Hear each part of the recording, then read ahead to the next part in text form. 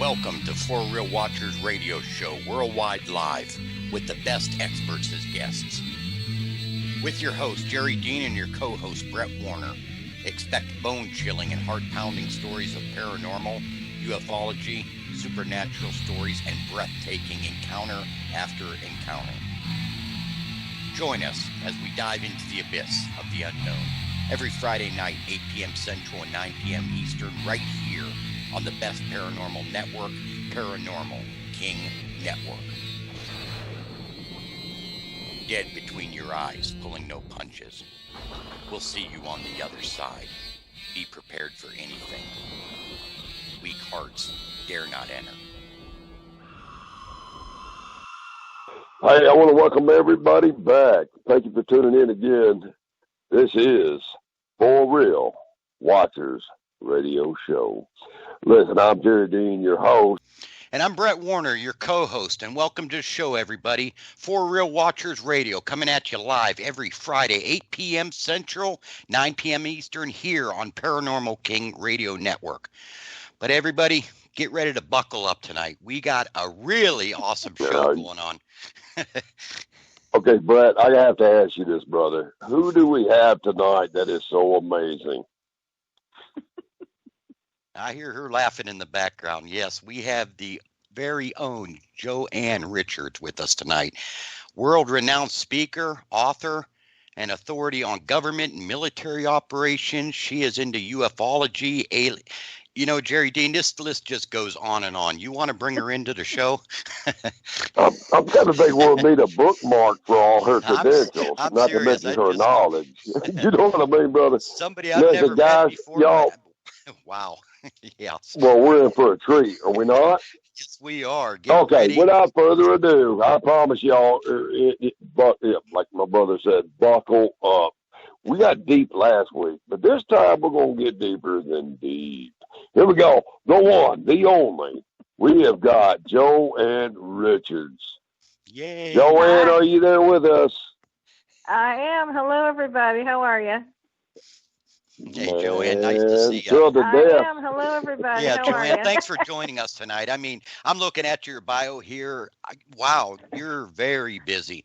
Director of a nonprofit group, Earth Defense, writer, writing books. You've been on TV, interviewing, conferences, speaking engagements. I really appreciate the time tonight. Hopefully you can enlighten everybody, educate us all. Looking forward to it. I'll do my best. Best. Great. Well, one thing I do know about Joanne through the years I've been blessed to know her, she's going to do nothing but enlighten everybody. This woman has done it all, knows it all. But we're going to dive into some stuff that I'm going to question her. Brett's going to question her. But I promise you, there's going to be some things she's going to be like, Jerry, don't go there, boy. You know I can't talk about that. And that's happened. I've been slapped. I don't know how many times I've been slapped down by you, Joanne. But you know me. I'm going to prod. I'm going to pry. She doesn't know me. That's though, all right. So I'll bring it up. Well, she does now. There you go. By the way, she can do a background check on you tomorrow, so you don't want to push her, right? Oh, okay. This woman has got some major networking going on. We won't go into details because she'll slap me down again. Joanne, what you been up to, sweetheart? Oh, it's been a while, hasn't it? I've attended a few conferences. Yeah. I've done some speaking. I've traveled a bit. I went to England in 2017 for the 5th time to speak. And I've spoken in New Mexico a few times, in California and Washington State. And Vegas at my conference, and people's jaws dropped. Remember my conference? Remember that one? I do remember your conference. Oh, I do, yeah. You know what happened when you were talking? All of a sudden, fire alarms went off. Remember that? Oh, no. We got shut down. We were talking about, all of a sudden, hey, it came over the speaker, and I thought it was a joke. And it was like, no, we need you to vacate the building. And I'm like, what the hell did Joanne just talk about? You know what I mean? Wow. All of a sudden, we had to vacate. You remember that? We did. Or was that Misha? That was Misha. Well, it was. I don't think I was speaking. I think Misha might have been speaking, but I had spoken already. You already spoken, but no, we were speaking enough about a lot of stuff that we weren't supposed to be talking about. All of a sudden, we get shut down. You remember that? I do remember. God, yes. that was crazy. You have to be careful. Well, yeah, that's what you get for having a conference in July in Las Vegas. Wow, I'm feeling not left to out mention here. Paraunity. I'm gonna have to make sure to make the next conference because it sounds like I'm missing some stuff. Well, that's one of the downfalls of this COVID stuff. Nobody can have live conferences, so we all miss those. But you know what? You know that's funny you'd say that because last time we had Don Short on here. Don was last week. We got Misha Johnston coming up next week. You remember Misha? Good. Oh, Misha. Oh yeah. I've seen her quite a bit. She's wonderful. Well, she, hypnotherapist, and she's also a book author, and she is about to start Seed and talking about ufology and a lot of, which only won't get better. But this week we got you. All right, so we're going to have to disclose some things. Sweetheart, I have to ask you this. Number one, I ain't going to ask you this. I'm going to say this to you. Thank you for coming back. It's an honor and a blessing to have you back. Well, thank you for having me. It was nice to hear from you. I know. I took at least a 4 year sabbatical. I know. Yeah, at least. Been a while. Oh, yeah. Oh. That's a long sabbatical.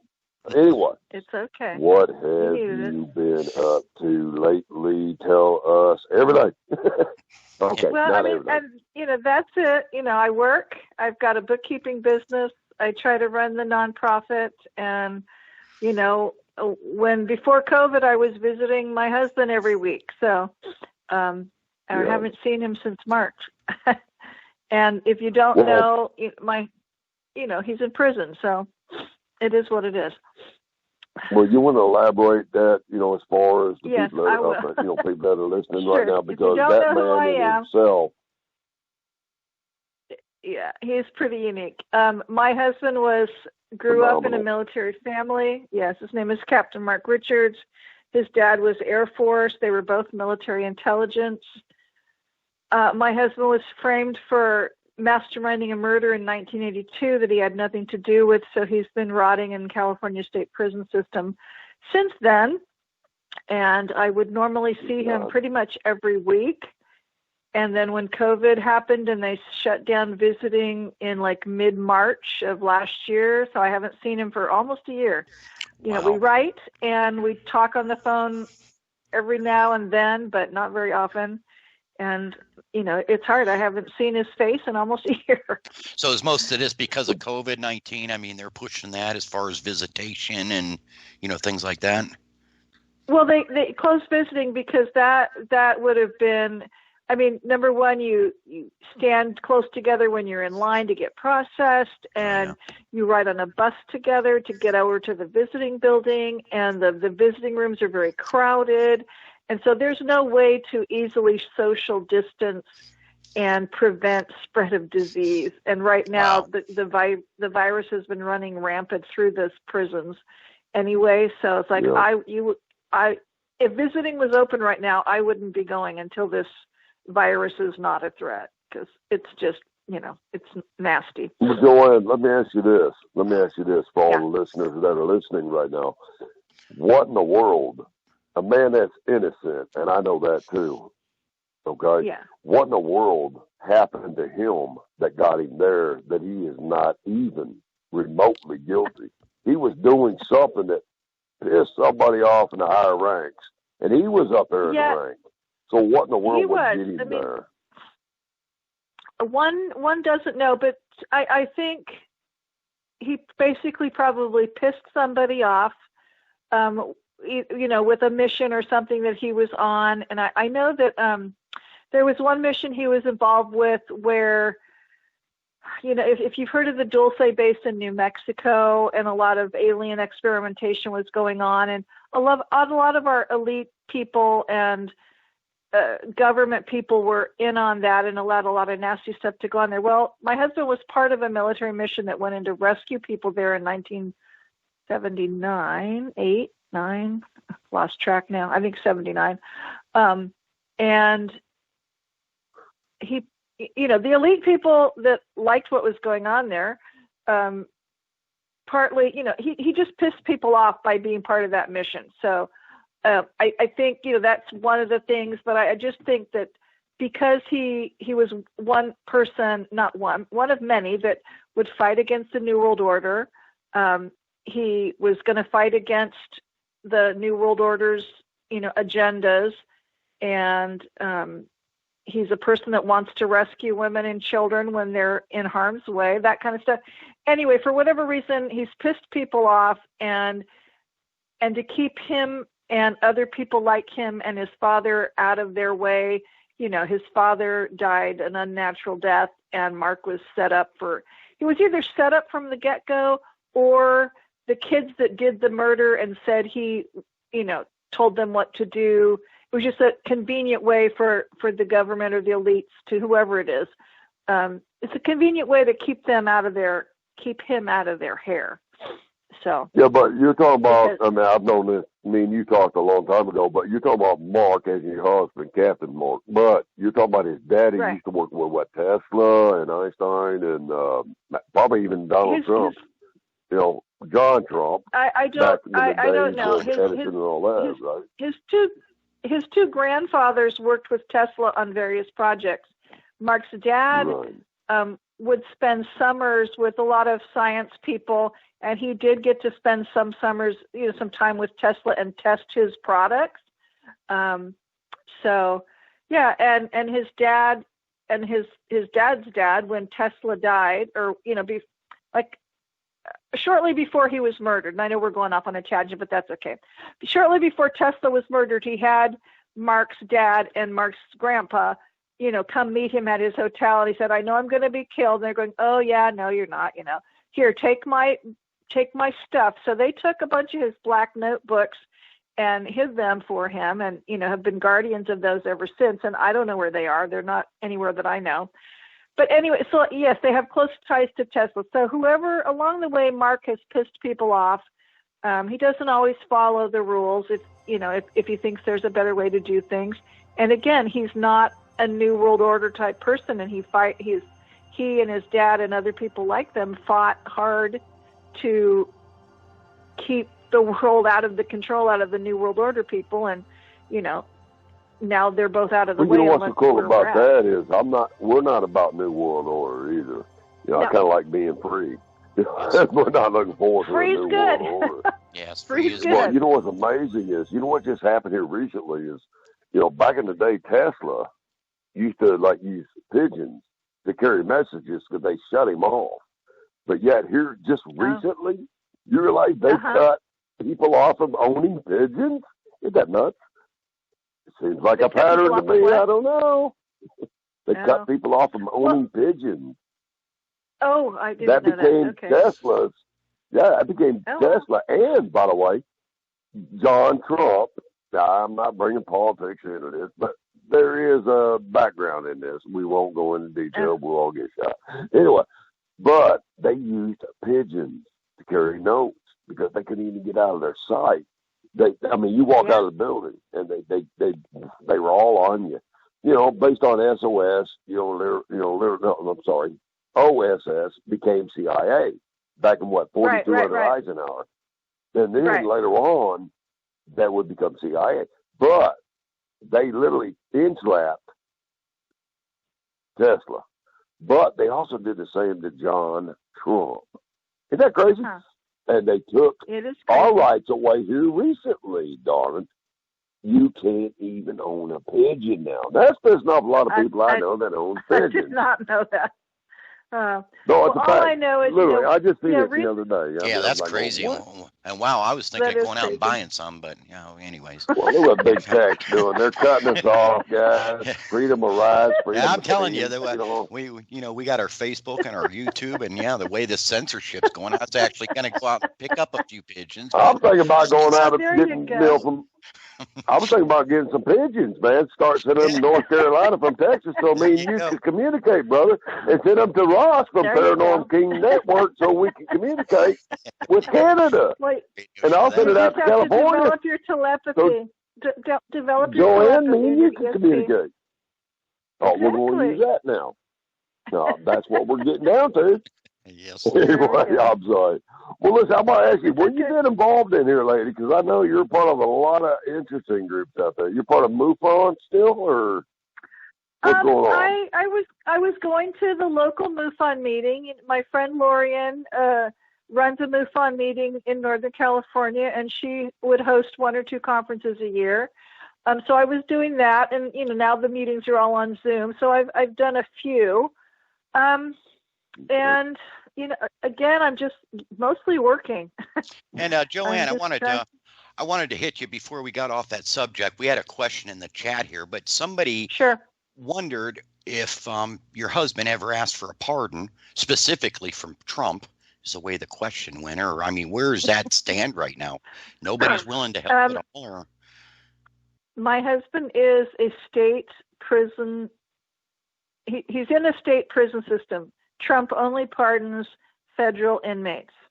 And I'm sure that Trump does not like my husband, and he's not going to pardon him anyway. Okay. But he generally only pardons federal inmates. So that's not a thing. Once upon a time, we applied for, I'm not sure if we applied for a pardon or a commutation. There's a few things you can apply for through the California governor, and we applied for one, I think, when Schwarzenegger was just getting out of office, but it was too late to, we delivered it, had it delivered too late. Well, it just got to him too late, so he didn't have time to review it.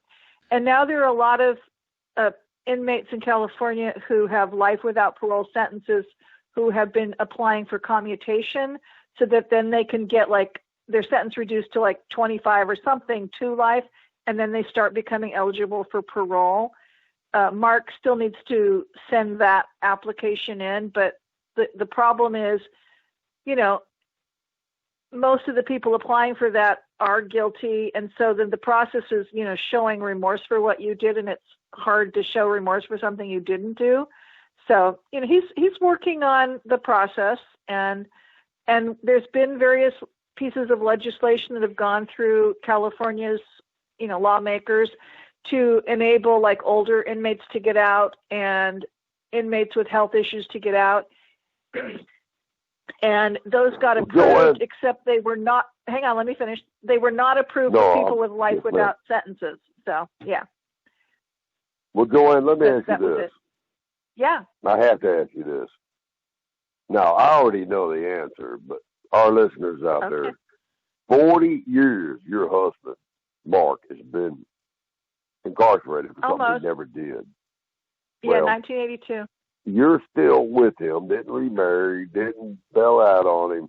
You are an amazing wife.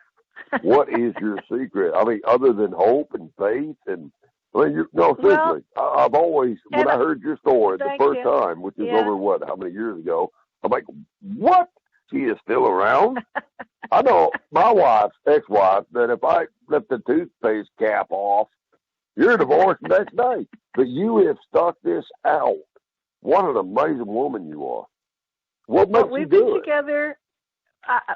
He's a great guy, and I didn't know him before he was arrested. I was a great guy. It didn't keep me from getting divorced. I know my girlfriend. Well, we met while he was in prison.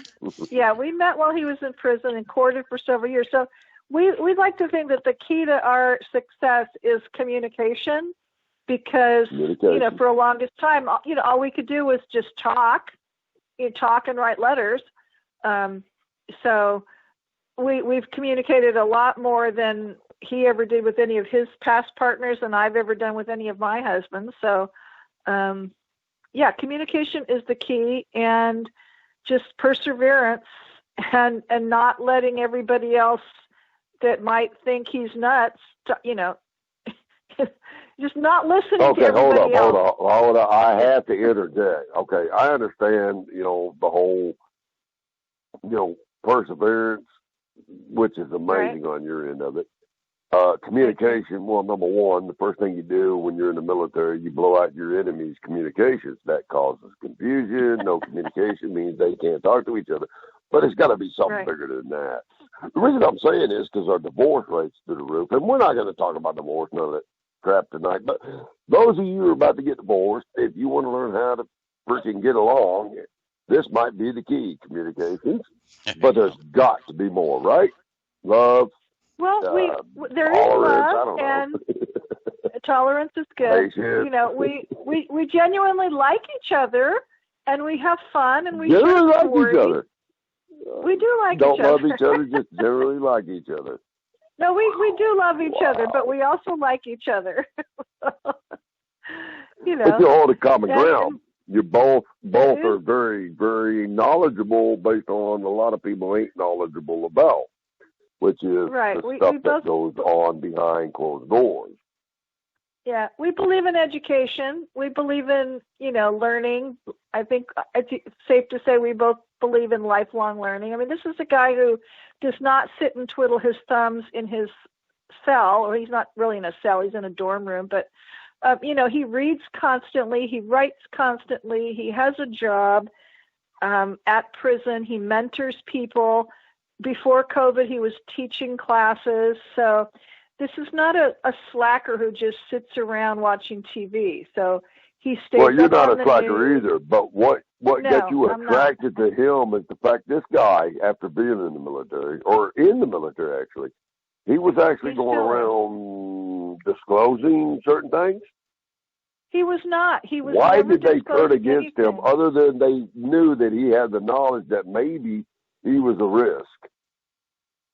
Well, like I said, he's pissed people off, and exactly. He was fighting against New World Order people, and they're still scared. I mean, he's pretty scary. I mean, I guess he's a scary guy. He gets things done, and he's a really good commander. And what was I going to say? He still knows stuff. And he knows where cool things are hidden, and he knows how to deal with aliens. So he's a very valuable asset. So they're not going to just kill him off.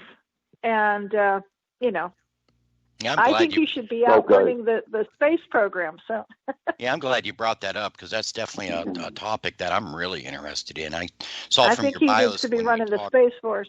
Yeah, you've mentioned alien contacts and human ET contact, interstellar treaty conferences. I mean, I know you probably can't dive into all of it, but I'm sure everybody would like to hear some about that. What's, really going on in the skies. Where do you want to start? Well, let me I'll tell you. Yeah. Okay, all y'all that are listening, we just talked about a bunch of nothing earlier. Well, not a bunch of nothing, honey. I'm sorry. But when I told you guys, and Brett told you guys, you're about to get deep, we meant it. Now, we're going to let you have the floor. What y'all about to learn is some very deep stuff. As far as you can disclose. Right now, Joanne, I'm going to shut the hell up. Brett's going to shut the hell up. Enlighten us. Because I guarantee you, you know some things. Don't hold back. I do, and again, if there's questions, chime in at some point. Okay, all right, I'll be watching. And I didn't know any of this until I met Mark. I like I tell people, I grew up in the early '50s. We'd watch the Martian movies, and that was all fun and dandy and scary, and that was what it was, and I never thought anything of it. And then here I meet this guy. My roommate at the time came home and said, I met this really nice guy. He's friends with my husband. He's at the prison. He's really smart. And it's like smart was a big attractor for me, because Mark is really smart. And over time, I started learning about all this UFO stuff. But it is amazing. There are hundreds of species out there. I think most people that I generally run into will consider the possibility that we're not the only people in the universe. We're not the only species in the universe. Robert Dean's report, they used to have the highest classification around, said there was 4. Yeah. And he was literally at the top 4 species. But he also said one of those particular species, besides reptilians, that looked like us, and they literally could be in office. They could literally be at the White House. I can't help but think that's what's going on. But anyway, he literally said that. That was Wow. Robert Dean. Okay. Well, that no, explains he had the highest top clearance on this stuff. You go look up Robert Dean, you'll see it. Oh, but I know. I've heard Robert Dean speak. He was great. Yeah.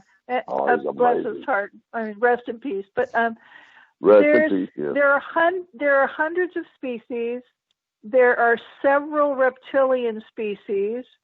One in particular does look more human than others now. They've evolved to where they look more human, and they originated on this planet. There are others that still look like, yes, because he worked in a very similar situation as Mark's dad. No. He had a NATO position at the same place in France that Mark's dad did, so they probably knew each other.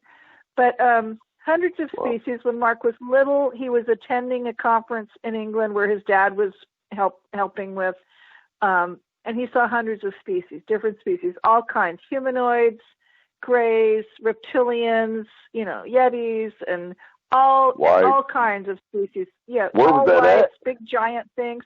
It was in southern England, and I've been to several of the sites where they had it. Yeah, so are these okay. So when you say species, are like all from this planet, or are these species that's found us, or species that we found, or I think she's talking about under planet, under our feet, and not to mention on the moon and throughout the universe. Yeah. Am I right? Some of them live here. Most of them are from other places, and I don't know how they came to but and that was in 1961. So I don't know how it was. I mean, and yes, some of the aliens have been coming here visiting. So our government leaders had known about them, since the 30s, 40s. You can only imagine. Yeah. So, we are babies compared to them and age-wise. Their civilizations are so much older than we are. And they didn't even think of us in 1961 as sentient beings, and most of them probably don't think we're sentient beings now. No, I don't think we're sentient beings, but yeah, I can understand that. But I mean, some of them are very friendly, and some of them are not very friendly, and everybody's got their own agenda, and a lot of them make side deals with different government or different elite groups, and it's become a rather mess. And most of them, the treaty conference, at least in 1961, was like, basically, what are we going to do with the humans? Do we allow them to go out into space? Because we were already going into space by 1961. Right. Just nobody knew about it. But the aliens knew about it. And, it's like, do we let the humans go into space? Do we sell them our used spaceships? Are we allowed to kidnap humans? Will we let humans defend the planet? All kinds of, they had different committees. And it was fascinating. And Mark got to be there as a little kid because of his dad's involvement. And there were some alien children that had come with their parents who were delegates. So he became friends with a few alien children, and they stayed friends over the years. So that's pretty cool. And it's just amazing because I like hearing just the social structure of the different alien groups and what they're really like. That's fascinated me over the years to learn more and more about that. And like 10 years after that conference, there was the next big one in Iran. And by then, Mark was a young adult, so he was working with the UN security teams that were there. And it's just amazing, all the deals and the meetings and the compromises you're trying to get through just to get people to get along with each other, people and aliens and stuff like that. And, the side deals and the sabotage events and the things that happened before the conferences, who was going to get kidnapped and who wanted to kill who. And it's amazing all the history that people just don't know about, and it's fascinating to me. So, Joanne, we have a question. I'm not sure if it's why or if you think, but do you think the government's going to release all these UFO files in 3 months, or has that ever been talked about? I don't think so. Joanne, let me ask you this, honest to God, okay? We're all like, is there life out there? I think we got pretty a whole lot of evidence. Of course, there's people that, no, they're the deniers, and they debunk everything. But if, indeed, 100 species, 3 species, 4, whatever, if we're such a threat, or if literally we have aliens around us, or they're circling around our Earth or whatever, and we're all fearful over them, why ain't they annihilated us yet? Turned us into dog food? Kind of like Robert Dean even said. Even General Clifford. Clifford Stone. General Clifford Stone. You look him up. Why haven't they annihilated us? They're watching us. Well, but yeah, if they were a threat to us, who says this virus has nothing to do with aliens? Well, I was going to say it's not only has to do with annihilating us, but how about those who are friendly? I mean, let's face it, our current government can't even balance a budget half the time. So you would think, take a vote. You would think with all the hate in the world and the things going on, which that kind of plays in why haven't they annihilated us? Or maybe they have helped us in ways we don't know. I'm out of the loop when it comes. Look at our technology. It's right. It's good and bad. They have helped us, and they have hindered us. And there are certain species like the reptoids that look. I mean, they're reptilians, but they're the ones that I said evolved into more human-looking. They're really involved with terrorism. So yeah, look at Mark Zuckerberg. He looks like an alien. Are you serious? Well, look what he's doing right now. I don't know about that. I'm sorry, but I'm saying the reptoids, for example, have backed ISIS. Backed ISIS when that was a huge thing going on in the Middle East, and they've been involved with many terrorist threats and incidents. And Mark was saying, when you had all these, in this last year, when you had all these protests, and especially like the Black Lives Matter, different protests going on in big cities, and then Antifa. You had all these, all those kind of protests, whatever it was. And then you had all this looting that was starting on it's like he said he could look into the news feed and he could see what were clearly probably reptoids in the audience, because even though they had hoodies on, they certainly didn't look human. And of course, most of us didn't notice that. But they are big into inciting violence, and they would like to take over and control us and make us all slaves. No. We also have other friendly aliens. Like there's a lovely dog species that has a base in Australia. They export commodities out into space for the aliens that want to buy stuff. And they would love to be able to communicate openly with us and, have us be their customers. They're just merchants. There's other cat species. We're violent people by nature. Well, I mean, Earth's just like blowing the hell out of each other. What we do. We don't have to be. But, there's lovely cat species. I'm with you. But I mean, what? I seen a statement not too long ago. I don't know if it was Reagan or it was one of our presidents. It was like, if there are aliens, they're probably going by, locking their windows, and don't go there. You know what I mean? Because we are very violent, based on, I don't know what it is. I mean, the lion eats the lamb kind of analogy, I guess. But the truth of the matter is, let's look at our technology.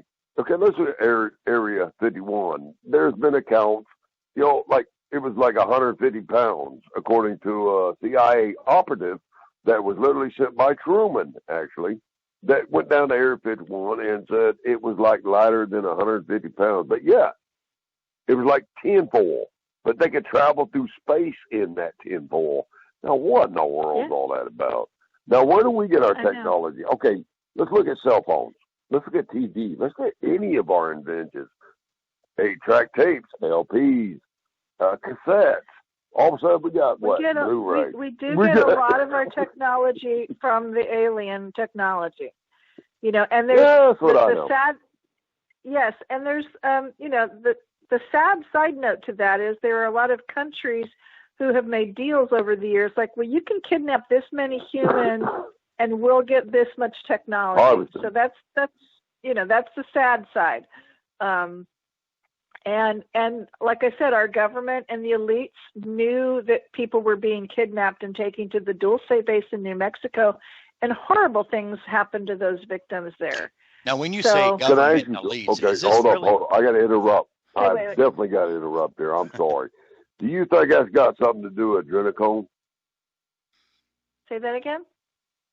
Adrenochrome, based on the pineal gland, torturing people when their adrenaline goes through the roof and they drink their blood. I hate to get sick on our show, but adrenochrome's a real deal. But you think that's kind of, based on, maybe there are certain aliens out there, which we do know. But for our listeners that are listening going, what the hell y'all talking about? What, you mean aliens? They're here and they're like, what, harvesting people, whatever? Yeah, they are. What people don't understand, there's facts. There's reports. And what's beautiful is like General Mitchell that went to space, The Dark Side of the Moon. Oh, right. Then we got Transformers later on to come out with a movie, The Dark Side of the Moon. The Bible says there's nothing new under the sun. This already existed before we came out of our mother's womb. There are accounts. I just want to put this in there, and I'm not trying to interrupt. Well, I am, but not too bad. There are accounts based on Anunnaki, okay, based on the Amazons, based on the Book of Job, based on the book of, even in Psalms, before the moon existed. There are people that have accounts based on tribal, based on different places, that remember, and their ancestors are saying before the moon. Yeah, but you look at the moon. We Huh. Well, but hold up. What if? I'm just asking. Open your minds out there, ladies and gentlemen. We're getting deep. What if those craters that are hit, they're like, what, hundreds and hundreds of miles wide, but what hits the moon, okay, it only goes about 20-something deep. Now, what would happen if, I'm just speculating, and so would a lot of other people before me, what if, when it's hitting that surface, the reason it to go deep, because it hits something like iron or some kind of force or got to be something solid. But yet, when the bell rang back in I think it was 43, when NASA literally landed, dropped that probe down on it, and it had seismographs going on. And you know what it did?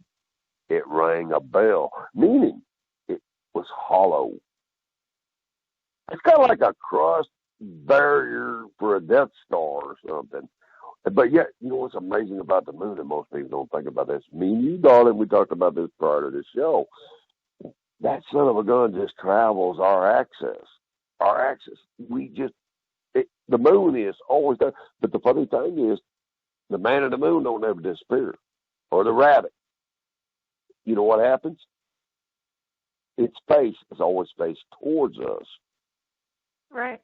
What's on the other side of that son of a gun? The dark side of the moon. That's always been a secret. You don't know, do you?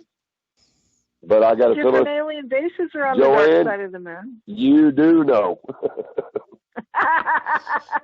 All right, Joanne. The military. Well, there's no doubt. There's no doubt about it. They know what's back there. Somebody does. I mean, number one, I had a conversation with Joanne before this show, and I told her I'm gonna put her on the spot. She said, "Jerry, I'm gonna slap you down, but I will talk about what I already know." So, Joanne, I don't need to be slapped down. We already pre-scheduled this one. Tell us, baby, what you know that you can share. What's on that moon, and what is that moon? Oh, well, in your own opinion. I in my personal opinion, is it's not just a hollow and it's not a spaceship. I think it could have been part of the Earth. It's like some of the same material as the Earth. But yeah, it does. Be that as it may, and the military has known for a long time that several alien species have had or still do have bases on the side of the moon that we don't see.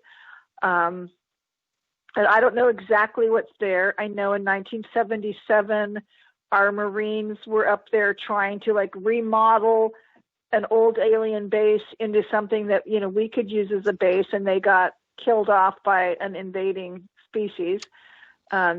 So we've definitely been to the moon. There have been aliens there that have watched us land and be there. I have a great photo somewhere that shows, because Mark's dad.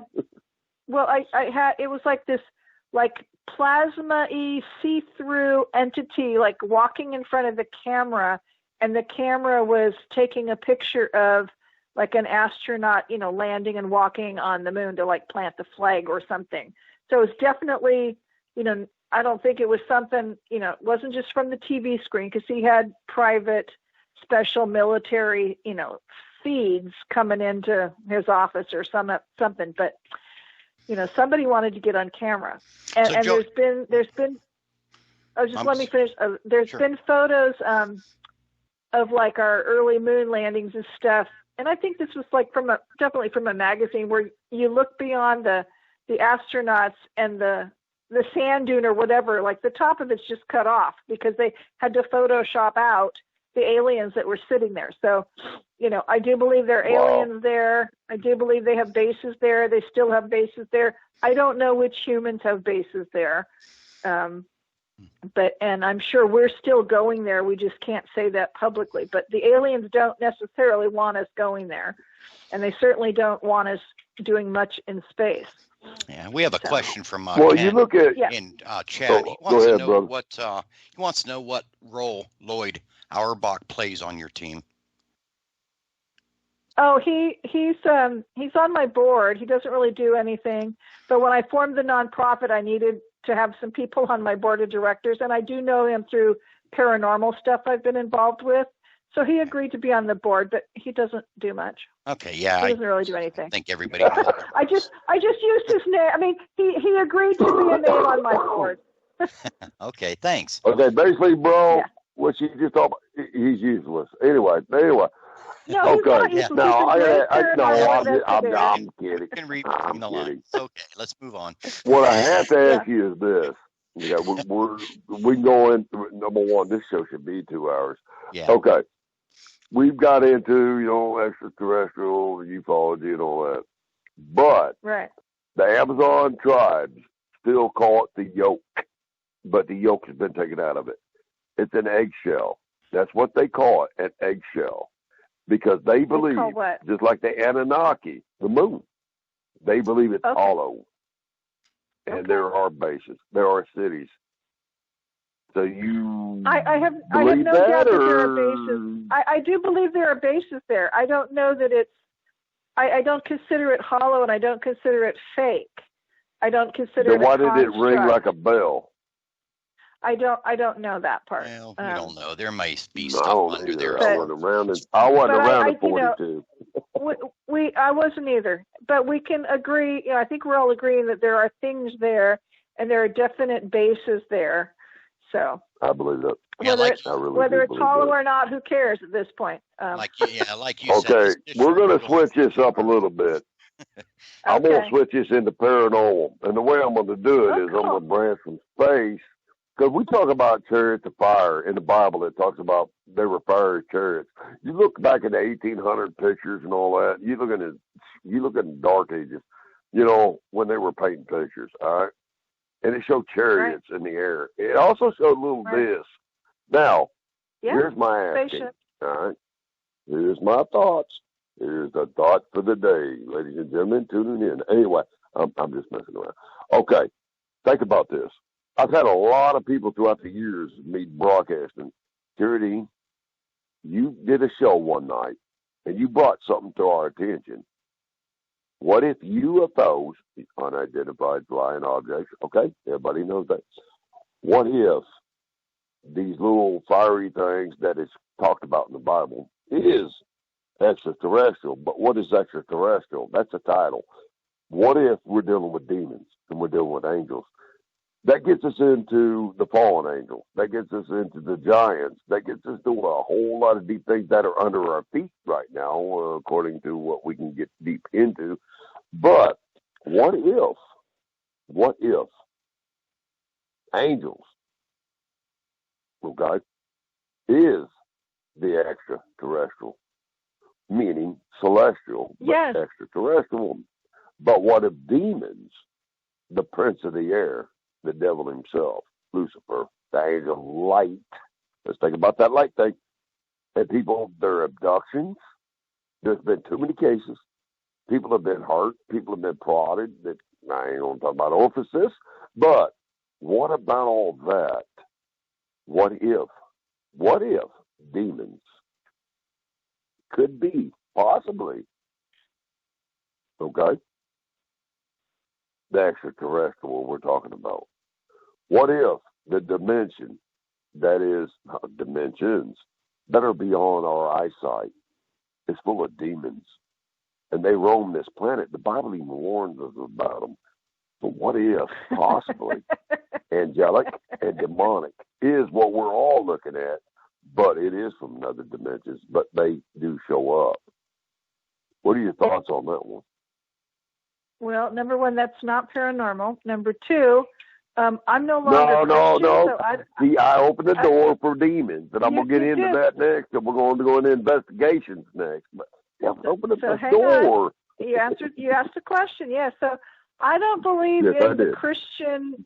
I don't believe in the Christian.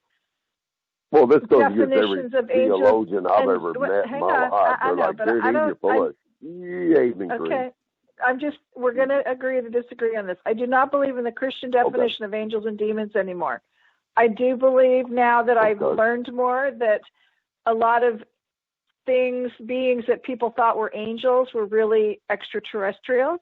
I also believe, when you're talking about going into different dimensions, now I believe in the fairy folk, and they're just in the next dimension. So there's no way they're demonic. And I don't believe that there's non-human species that are friendly and they're not friendly.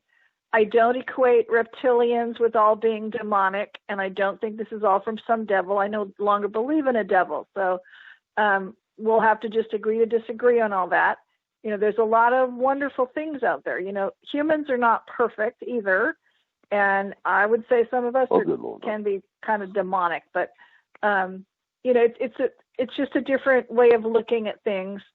It's just a different way of looking at things. And there's history, biblical and just local, history from different places around the world where they recorded the visitations for thousands of years of visitations of what are aliens that have come to visit the planet. And that's where you get the cave paintings and all kind, the where you see, oh, look, in that, medieval painting, there's a spaceship right there.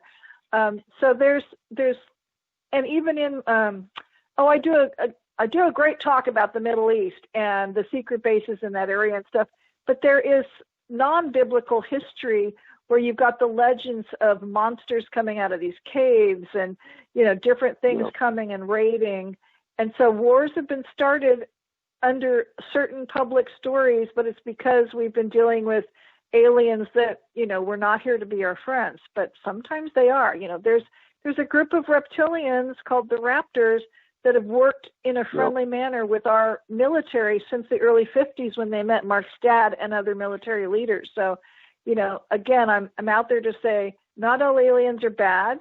Not all aliens are good. Not all reptilians are the same. There's many different types of species. So, there's just so much to learn. But to me, it's not black and white, angel or demon. And, Well, let me ask you this. Based on Strzok, you know what Strzok is based on, we had a treaty with them many years ago that they could take so many humans because they feed off of humans. That'd be the bad ones. But they would actually, people that were a part of Strzok back in them days, STROC, that they themselves were a part of it.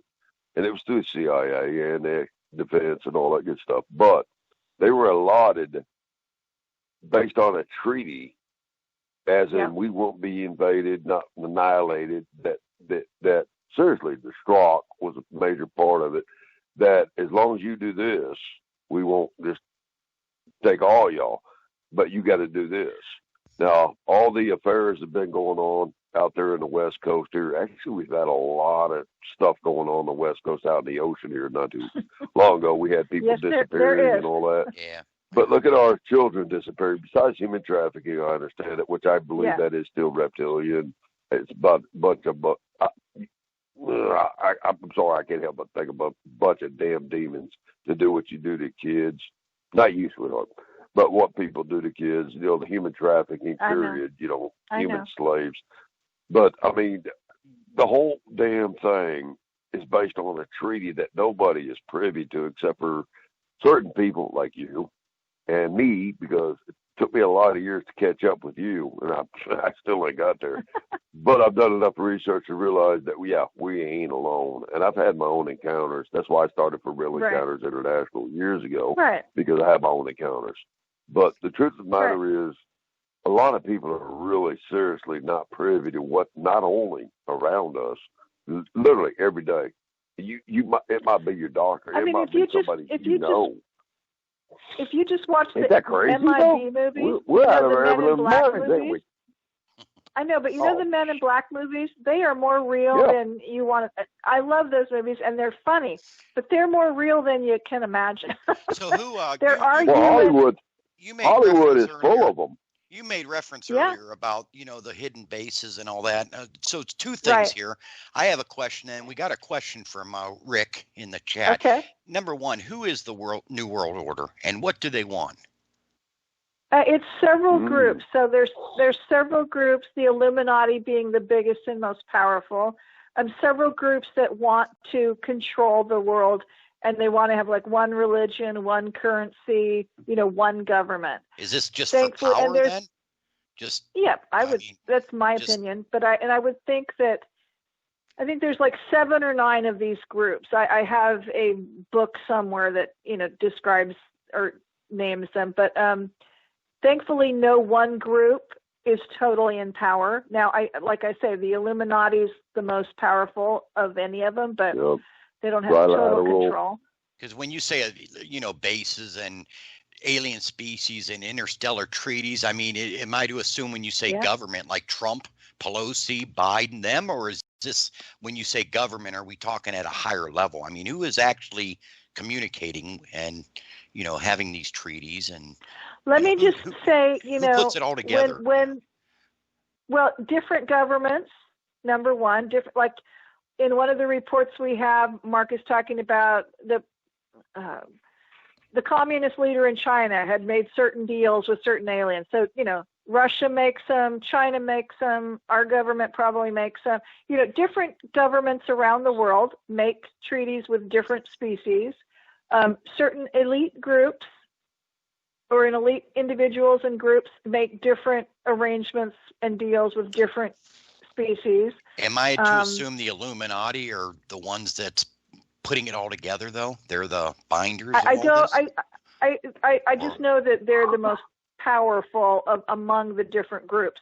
There's no, so they're probably doing, the most, but there's no, Mark keeps assuring me that there's no one elite group that's totally in charge of everything. But you can be sure that whenever a president is elected and inaugurated, he is then read into, there really are aliens. You can't admit it, but there really are aliens. So but when you talk about the Illuminati, you got to do your research on the Illuminati. Number one, most people think Illuminati is New World Order, and it's just from Yale and Harvard, the skull and bones and all that, your little secret societies. What you don't understand is, they groom each other through all those schools, and you get high positions because you came out of there. You're nothing but a puppet. But that's the whole thing. There's a shadow government out there. Now, what is a shadow government? Because Illuminati ain't got nothing on the shadow government that runs them. This is where you get into what Joanne is talking about. It's something other than what's on this planet. Most people won't even believe this show tonight. Don't drop us, guys. Stay tuned. You're going to find out some things. We are not alone. And there are people out there that are totally controlled. And some of them ain't even really people. According to Robert Dean, not only him, a whole lot of them. There are astronauts even Buzz Armstrong got declassified or classified information. Yes, all of them, all these astronauts, all these jet pilots. They've seen things in the air. Declass. That's why they don't talk Declass is based on they don't want us to know. But what we all need to be privy to is if you think your government is your government, you better think ahead. You better think a little bit broader, a little wider than that. See, we live in a multi-universe, and these people are ran by something that majority of us, some of us have had encounters, but the majority of not even Americans, the world, ain't never, ever, ever seen. Have no idea what's going on in the shadows. But there is a shadow and I'm not an expert on the New World Order stuff. I know some, but enough to scare me. But the other thing too is, you have to. What I learned through the years is the major church leaders or the leaders of the major churches, they all know about aliens and they all work with the military to deal with alien stuff. That's why the Vatican has a couple of observatories. The Mormons work with the militaries dealing with aliens. So it's a well-known secret because I was a Mormon for a long time. But they don't talk about aliens over the pulpit, let me just tell you. But I have some good friends who are still Mormons who totally believe in that. So, Jerry Luciferians don't exactly come out and disclose themselves either. But Luciferians, they do exist.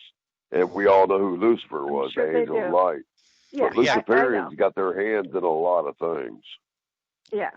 So that could be another show. But anyway. We only have a couple minutes left here. I know.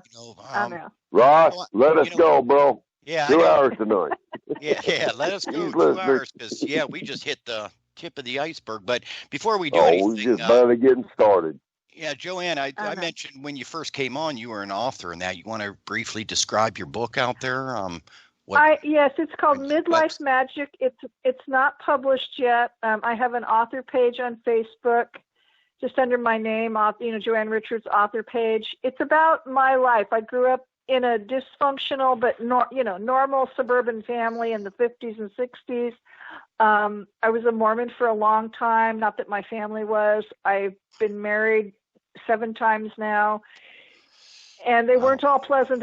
Most of them were not pleasant experiences. I have one beautiful daughter and some grandchildren. And then I met Mark, and my whole life turned upside down, and I'm no longer a Mormon, and I love UFO stuff, and I love alien stuff, and I, reconnected with my paranormal gifts and, my witchy side and fairy stuff. So, I'm besides bookkeeping, I'm on this whole nother path that my life has taken, and I need a lot more years to live and do new magical things.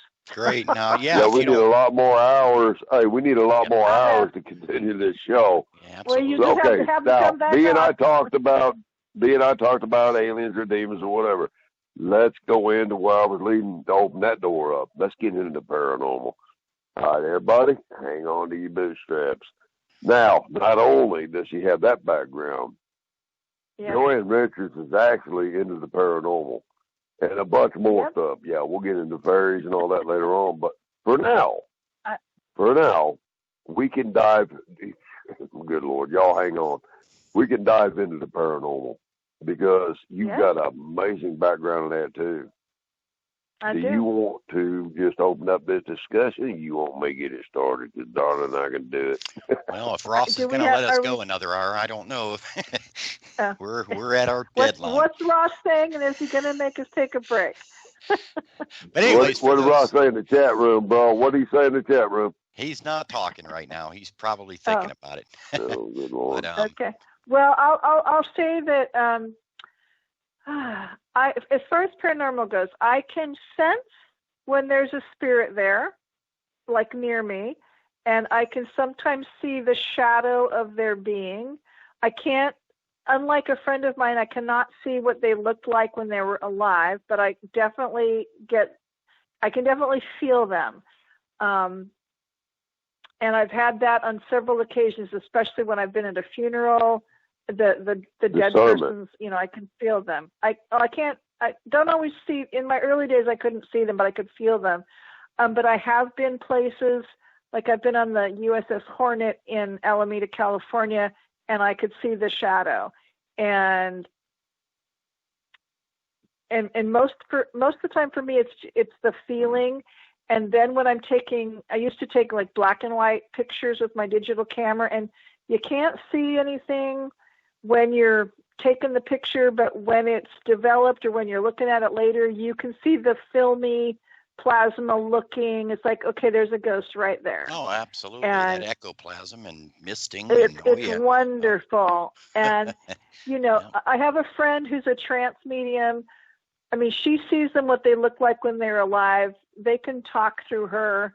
And we've had some amazing experiences. And she lives in England, so sometimes when I've been there, we'll go places. Go, oh, okay, there's one right over there. It's like, and people around us. Hey, look, y'all got to hear me. Y'all got to hear me. I'm not trying to interrupt. I got the signal.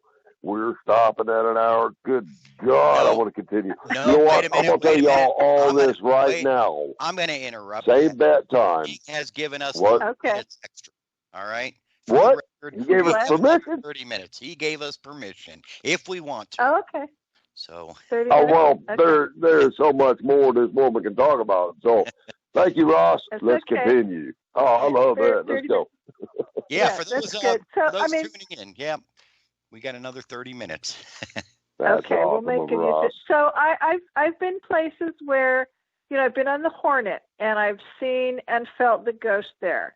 I've been in the old governor's mansion in Sacramento, and I could feel the ghost there. And I'll be in a room and I can kind of sense where they would be. So I would take pictures of that, and then I would see it afterwards. I've been in England with my friend. And, again, like we were in this room where other people were standing around going, okay, it's right there, right? And she's going, yeah. And then when you take the picture, you can see there's a disturbance in the picture but I mean, it's cool because my friend, and she's very empathic because she'll, if somebody's had a rough time, she can feel that. And sometimes it makes her sick and we have to get out of that particular area. And it's interesting. I think the last time I was there was 2017, and we went to what used to be a workhouse for the poor. And, some of the places we went were very just benign and, didn't feel anything bad, but you could sense that there were spirits there. So that was cool. We went into the place where the area where like the men and older boys lived and stuff, and we were like in a patio area. And all of a sudden, this spirit came to her, but it was really suffering, and she was starting to feel sick. So we had to leave. So you just have to be careful because, they want to talk to her and just spill their guts to her. So she and I experience it a bit differently, but together it's this magnificent team that we have. And then as we were leaving that place, you like go through an archway or whatever, but we looked up and we could both see like the shadow of a spirit in the window, like kind of saying goodbye. So we're going, goodbye, So to me, it's this amazing experience. I just love it. And now I actually work with a person that channels spirits. And so I talk to all kinds of different people, and it's amazing. I've connected with a great grandma, and I've connected with Mark's dad and my mom, and just people who have fascinating things to tell me. And so and I can, like the other day I was talking to her, and my great whatever, however many great she is, my great grandma came through, and I could just feel that it was her. So and I got it's a just question. like, yeah. No, I was going to say Go a ahead. question from Bill. How do you get rid of spirits? Hi, Bill. Well, I would just say, Lee. Well, there's a lot of people that have spirits around them. And I haven't encountered anything super bad that I've needed. But it's like, number one, here's the thing. You tell them they need to go, but you always need to put protection around you. I've got a little, one method is to envision yourself in a bubble of whatever color makes you feel peaceful. And that really does help protect you. And everybody has spirit guides, so you can call on your guides to help protect you as well.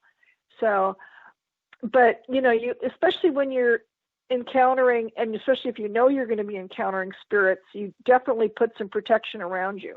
So, okay, thanks. It's a must. Yeah. When did you first get involved in this? I mean, is this something you were just invited one day, or did you already have? No. Husband number 3 was a funeral director for a while, and I'm a good singer, and so he used to ask me to come sing at certain funerals. So, okay, that was cool. And then one time he needed to transport a body from Southern California to Northern California. It was just going to be a small graveside service. Yeah, so that was probably the first time that I recognized that. And I'm standing there with him, and then they're like the 2 family members. And all of a sudden, it's like, oh, I'm feeling something here. And I realized it was the spirit of the dead person who died. And it was just a very sweet, it was just, you were just standing right there, and it was so sweet. And then a few years later, we were living in Ohio, and his sister's husband's mom had died. And I'm not sure if I sang at her funeral or not. I might have, but I must have, because I think I was like up on the podium type thing. But I could look in the very back of the chapel, and I could, I couldn't see her face or anything, but I could sense. It's like, okay, her spirit's like right up there. I just know it's right up there. And so it's just, basically, what you are, more of a knowing. What? Joanne, what you are, you're an empath, no doubt, right? Yeah. But yeah, you've got discerning of spirits, really a very, very, very blessed gift. I got the same gift. Yeah. I don't know if mine's as polished as yours, but you're an empath. You feel people's pain, you feel their anger, you feel whatever. I mean, literally, I can be in the back of the house, somebody walking my front door, and I don't even know who's there, and all of a sudden, the atmosphere in my house changes, and I know it. Yeah. But you can also pick up on spirits. Yes. Now, is anybody out there listening right now? What I mean, is the hair raising on the back of your neck? Is it? I mean, I know you see visions, and that's beautiful. But what if people, what do they look for if they're an empath, or if they're how would they know, basically? Well, this is like probably the hardest thing to and this was probably the hardest thing to describe in my book, because the editor kept saying, well, what was that like? What are you experiencing? It's like, God, how do you tell somebody that you just know something? But for me, like, I'll get this feeling in my gut. I'll get, my arms will get tingly. I'll get like a chill, maybe the hair standing up on my arms, that kind of stuff. For me, the strongest indicator is the knowing. For spirit. Now, like, for me, it's the knowing. Now, like, I feel very emotionally tied or in tune, so empathic with my husband. I'm not with everybody, but with him, yes. So if he's having a rough time, or if he's, we'll just say if he's having a rough time, I'll get a stomach ache, I'll get a chest pain. It's like, okay, I don't need to have a heart attack today, dude. And then I would have gone and seen him and going, okay, what was going on like on those days? Because I was feeling crappy. But you know what that is? That goes back to what I asked you about earlier, besides communications and love somebody, tolerate them, whatever. Yeah. But you can literally, I mean, and I hate to say it, God bless him, man, we need to get him out. But the truth of the matter is, all these years, not only is it communication, you have a connection that you feel his pain. Both y'all do, right? Back and forth. Yeah, I don't know if he feels mine, but I can feel his. And what's interesting too is because since I've been with him, I've been developing my intuitive gifts. So I will tell him something. I go, da, da, da, it's like I already know what you're saying. It's like I'll just tell him something, and it might not going to be happen tomorrow or the next day, but it's like I'll finish his sentence, or I'll just say, it's like, I know this about you, and just don't even tell me differently. Or you can't tell me the answer because you can't tell me, but I already know this. Yeah. That drives him So crazy. you guys finish each other's sentences. You know what one's going to say to the next. Sometimes. So this is like based on like almost telepathic, right? I mean, we talk about a lot of shows I've done, frequency, vibration. He can do that. But yeah, you pick up on his frequency, don't you? I do. Well, not telepathic. But that's interesting. It's like I can't communicate with him like that. He can communicate telepathically with the fairy realm and with aliens. I haven't developed that yet. I want to, but he can do that. That's good. So. Yeah, I communicate with my girlfriend, but it's usually I know when not to walk in the house. So it's I'm pretty alienated. I never thought I was empathic. I got that. Yeah. So yeah, that's interesting. Wow. Yeah. But, you know what? Like, you walk through the door, you get that look. You're pretty sure you pick up on the vibes. The atmosphere of the house has changed. You're in deep doo-doo. Yeah. That is telepathic. No, it ain't. Yeah. Discernment. Another one of my favorite stories is one of my earlier trips to England. My friend, the same psychic friend, she used to live in the area of Kent where she used to live near the cliffs of Dover. So she took me to Dover Castle because it's a huge tourist place. And oh my gosh, the ghost activity there is amazing.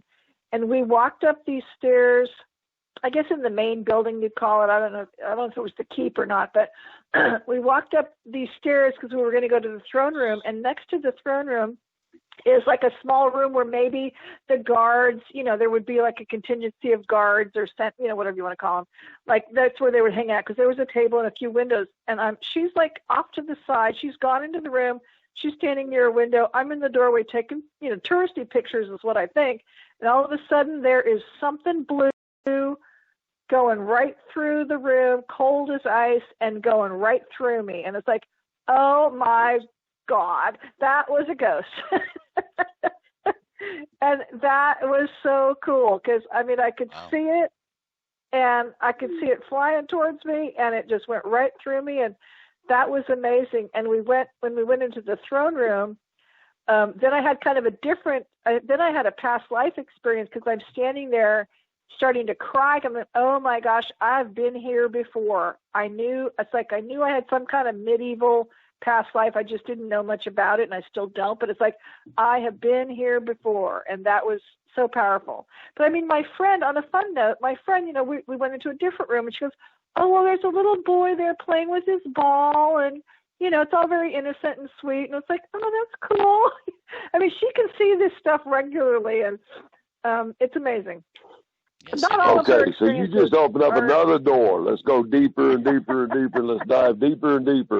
Deja vu. I've been here before. How many people out there listening right now, when you walk into a room or walking anywhere, you're like going, oh my God, I know I've been here before. And it's like, you have though. So you think, what do you, honestly, and you guys out there in the chat room, you can answer, ask questions or whatever. But I've always been kind of inquiring on that one. What the heck does that mean? You walk somewhere, you come across a situation, you're like, holy sh! I know I've been here before. So what is that? I'll say a couple things. Is that aliens messing with us? No. When I was a Mormon, we were taught that the spirit world is just right next to. It's like right here, right next to you. It's all around you. It's like so. Okay, so that didn't bother me. I believe we're surrounded by spirits. Right. I don't believe there's some far, far away place where all the spirits hang out. But what was interesting, where was I going? They do hang out somewhere because, like I said, I talk through a channeler and they tell us all about the other side, and it's really fascinating. But so you don't believe in heaven? I know there is a spirit world. I don't believe in heaven and hell. I know there's a spirit world. I'll just say that. And there's lots of different things there. There's aliens, there's pets there, there's all kinds of stuff. But I was going to the past life stuff. So what was I going to say? I know, and it's like I know that Mark and I have been to, and again, when I was a Mormon, you don't believe, you're not taught about reincarnation and stuff. So now that I'm not a Mormon, it's like I'm all about that. I do believe I've had several past lives. I feel like I've been a dolphin at some point, and I feel like I've had a life in a medieval thing. I feel very close to either Atlantis or the other one, Lemuria. Is something, something in there. So like I have all these connections that I feel strongly about. I feel like Mark and I have been together many different times in many different lifetimes. And, I've been told that I've been a man in different lifetimes. So, it's interesting. Like a soulmate kind of thing? Well, apparently he and I have known each other many different times, whether we weren't always like married. Sometimes we were, sometimes maybe I was his mother at one time. It's like, or maybe we knew each other just as like, two guys. I don't know, or we were just friends. We weren't necessarily always married. I've been told we've been married several times over lifetimes, but I can tell. But I keep telling her, I think we were dolphins together once, and and sometimes it's always like we're just this close to getting actually together. Maybe we were both members of that court, or we both attended like the court. We were courtly people, but we couldn't quite get together. But, so is that based on reincarnation or recycling? Either, whatever you want to call it. It's No, I'm asking. I mean, there's a lot of people that believe in reincarnation, but I believe the fact that we're a spirit. But this is just my input. We're a spirit, but I think there's a possibility that we do. You don't have to agree with me. None of y'all need to. But my opinion is maybe we just keep coming back. But I don't know if we go into animals and we're, whatever. I'm not going to shut that down either. Okay? So I'm very open-minded, as all y'all know me. But what if we're just recycled? We're the same spirit, but forms. Right. That's, recycling, reincarnation, whatever you want to call it. But what I was going to say, as a Mormon, you don't believe that. That's not part of the dogma. You were a spirit and you came here, got your physical body, and you left and hopefully went to heaven. It's like then you're going to come back. It's like, so I'm grateful that now that I'm not a Mormon, I have a more open mind about these things, because I clearly feel like I've been there many times. And one of the things that I've learned through Mark and other people that I've associated with is like, the whole time travel and time, all these things are just, everything's like the different timelines, that's the word, are right all next to each other, and we're just bumping into each other. So it's like, it's just all, right next to me could be my past life from 100 years ago. Who knows? I don't know. I don't have all the answers on that. I just know I believe in more expanded things than I ever used to, which is pretty cool. Yeah, we had a question in the chat room going back to, your time as a Mormon. I know what you said earlier about angels and demons and Christianity, but did you believe in demons as a Mormon? I mean, is that something that's changed? I believed in the devil. As a Mormon, I believed Lucifer was a fallen angel or whatever, a fallen son of God. And yes, I definitely believed all that as a Mormon. I no longer believe that. And it wasn't, I say this freely. It's like, I have no problem with the church, and I don't go around putting it down. It's just that one day I just realized I didn't need it anymore. And, it was just, then I stopped going. It wasn't like I didn't have some horrible experience with the church people. I had bad husbands who happened to be Mormons, but that's not the church's fault. It's the men's fault. But that was my bad choices. But I had no falling out with the church. It was just all of a sudden I didn't need it anymore, and I was on to other things. All right, appreciate that. Yeah. Sure. But you have an incredible story there for sure. I'm still tied up in the paranormal. Going back to your past, what was the scariest paranormal encounter you've ever had? Have you actually, you've done investigations, and have you ever been attacked or, I've heard numerous stories of, things like that, actual physical contact, attacks, bringing things home with you. I was just curious what you would call your most scariest time out there. No, well, okay, I've never been personally attacked. Now, I will say when my friend Jill and I were on the USS Hornet together, she's my friend from England, there was a young sailor who had been attacked and killed by a reptilian species, like back in the 30s or 40s. I don't know exactly when. And he'd never been able to cross over. So number one, she can see him. She can see that his arm had been ripped off. She can see how tormented he is. She's talking to him, and he's starting to take over her. Normally she's just channeling, but he was actually trying to take over, and her voice changed, and it got deeper and more violent sounding. And I was going to hug her to kind of calm her down. She goes, "Don't touch me." And, that was probably the scariest, but she knew his dad was there, and she was able to get the dad to say, "Come on, let's go." And the dad took him into the light or whatever you do and helped him cross over. But that was probably the scariest thing. See, that's crazy. Normally I don't. I normally I don't have a scary thing. No. I was going to understand. I know where Jerry Dean's coming from about doors opening. So going back to the aliens and different species, angels, demons, ghosts, paranormal. Right. Is it possible that some of the paranormal that we do experience is in fact alien? Could it work like that? Are they actual, invisible entities if they wanted to be? Some of them can cloak themselves, and that you probably wouldn't be able to see them. And some of them, I don't know. Anything is possible. It's just the paranormal stuff I've encountered of just dead spirits of humans. But, there are aliens that have passed, and they're on the other side. And I have to say, I used to participate in a group that, has the main channeling person, and we would invite different entities to come through, and some of them were aliens. So, wow, that's crazy. A few times we had aliens come and talk to us, so that was pretty cool. But I've never had any horrible alien experiences, and I've never had any horribly scary, except for the one I just described, paranormal experiences. So wow. I'm grateful for that. There is a lot of bad stuff out there that happens, and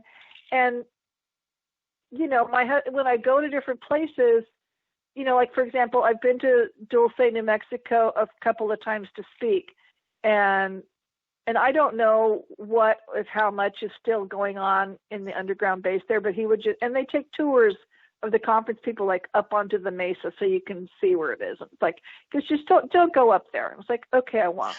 And, I've been places, most of the scarier experiences I've had have been with people following me around trying to see what I'm doing.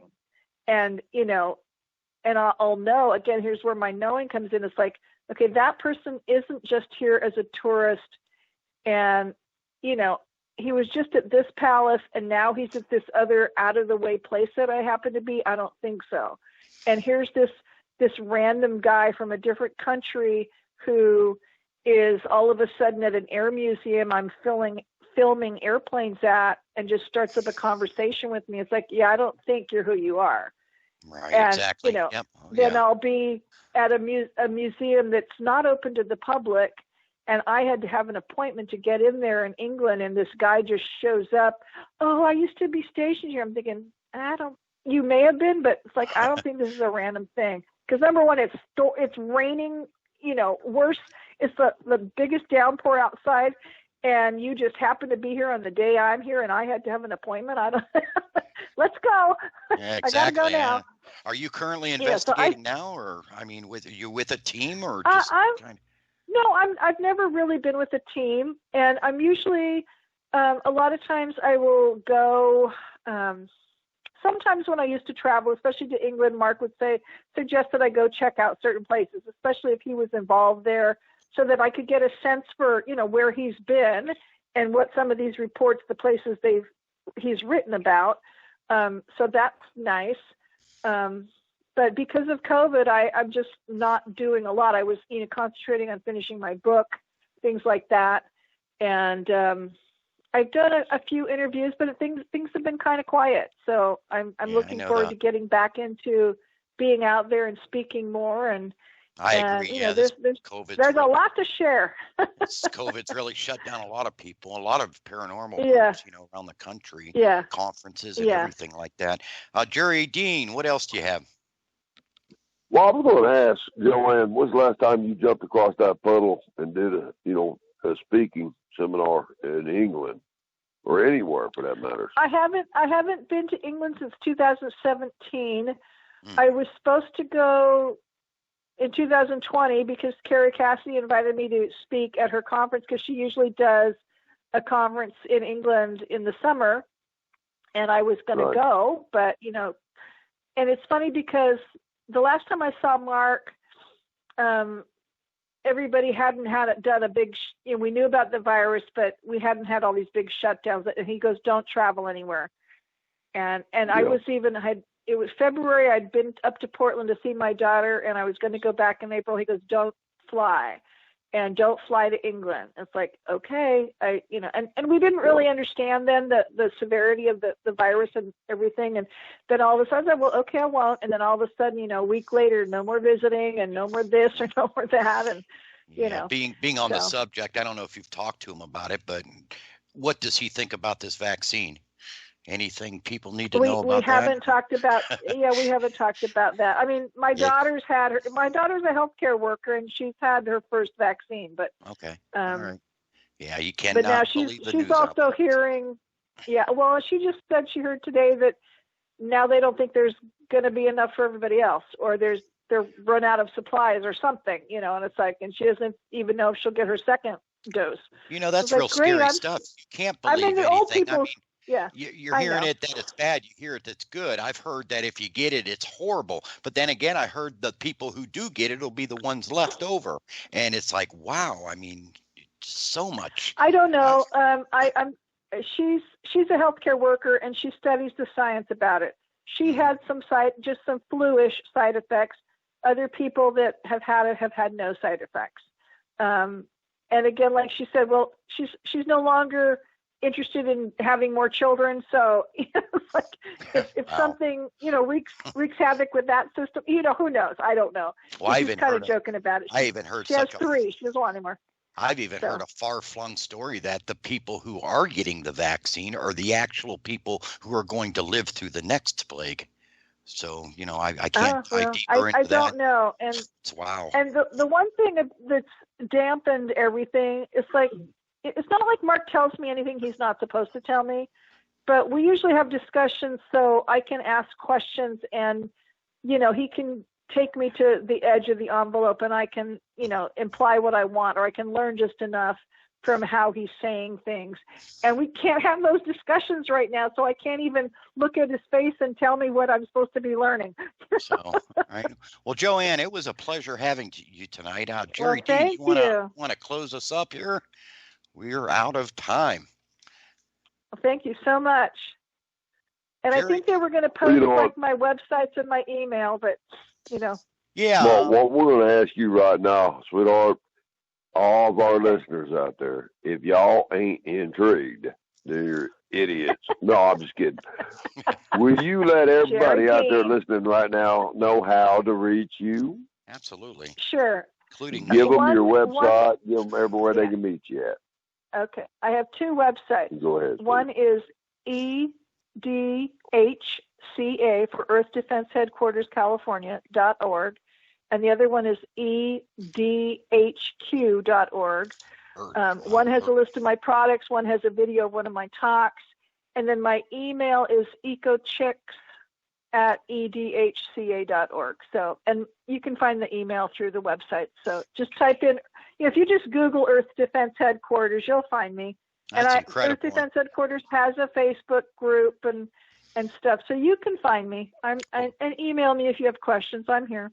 Well, Joanne, I appreciate you coming on tonight. Do we have a problem if we invite you again in the future sometime? Because I know we just hit the tip of this iceberg here, and I think Jerry. Yeah, not a problem at all. Believe me, would love to see we didn't even hit the tip of the iceberg.